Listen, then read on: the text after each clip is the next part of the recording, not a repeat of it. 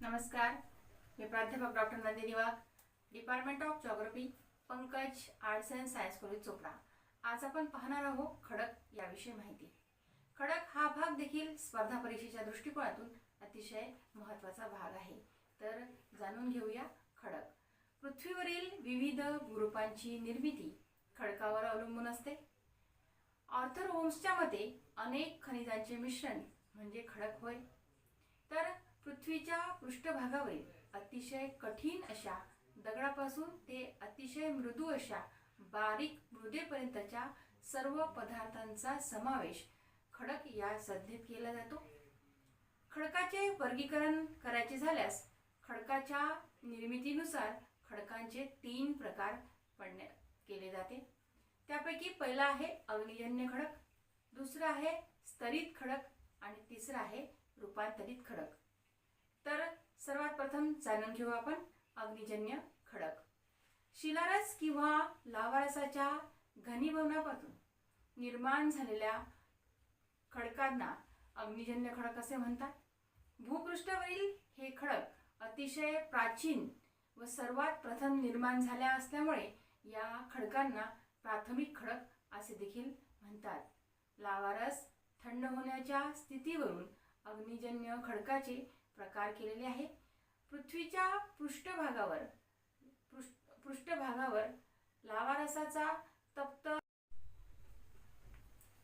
लावारस थंड होण्याच्या स्थितीवरून अग्निजन्य खडकाचे प्रकार.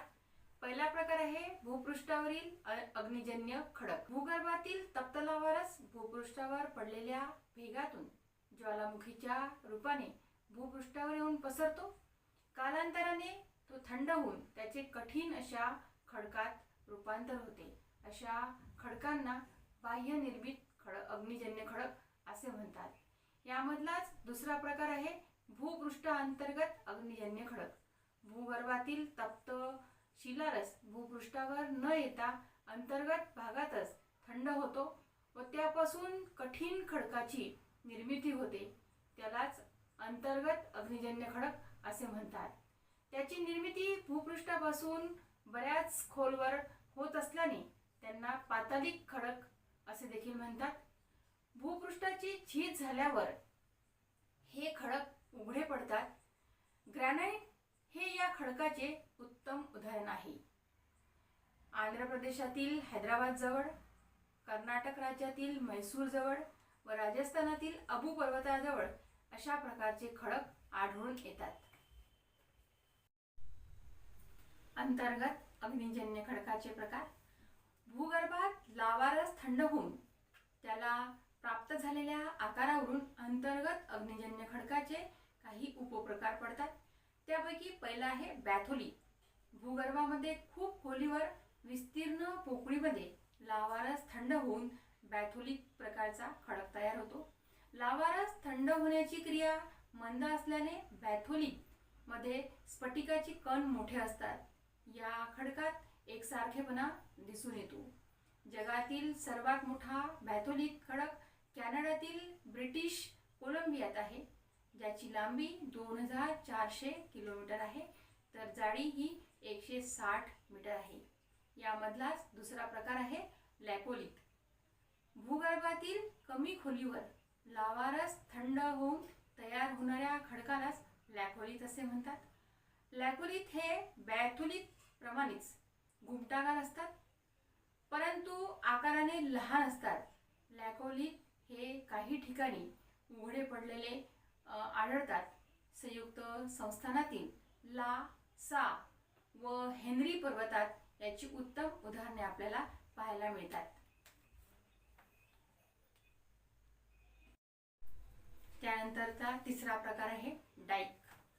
भूगर्भातील तप्त लावारस भूकवचातील उभ्या भेगामध्ये शिरून तो तेथे थंड होऊन उभ्या भिंतीसारख्या तयार होणाऱ्या खडकाला डाईक असे म्हणतात.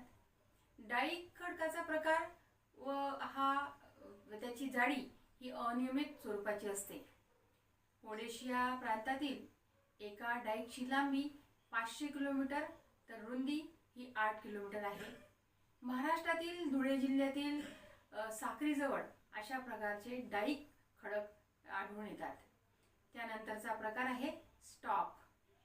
भूपृष्ठाजवळ शिलारस जेव्हा उभ्या भेगामध्ये अडकून थंड होतो त्याला गोलाकार स्तंभासारखा आकार प्राप्त होतो तेव्हा त्या खडकास स्टॉक असे म्हणतात. याचं उदाहरण सांगायचं झाल्यास नाशिक जिल्ह्यातील मनमाड या ठिकाणी अशा प्रकारचे स्टॉक खडक आढळून येतात. त्यानंतरचा प्रकार आहे शील व शीट.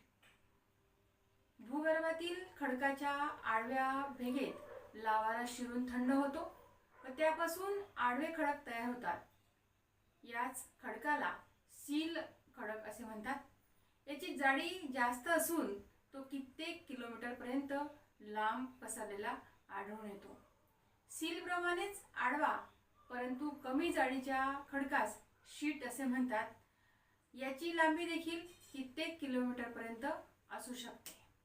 अशा प्रकारे आज आपण खडकाची व्याख्या व खडकाचे प्रकार आणि अग्निजन्य खडकाचे मुख्य प्रकार व उपप्रकार याविषयी माहिती जाणून घेतली. त्याबद्दल धन्यवाद.